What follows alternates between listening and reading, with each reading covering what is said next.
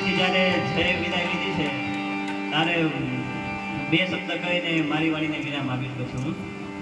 મન મરે માયા મરે મર જાય શરીર, આશા તૃષ્ણા ના ગહે ગઈ દાસ કબીર.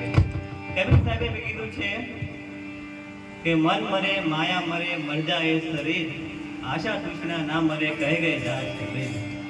ત્યારે મારે બે શબ્દ કહેવાય. ત્યારે હે મારા ગુરુજીએ વચન બાણ મારા જી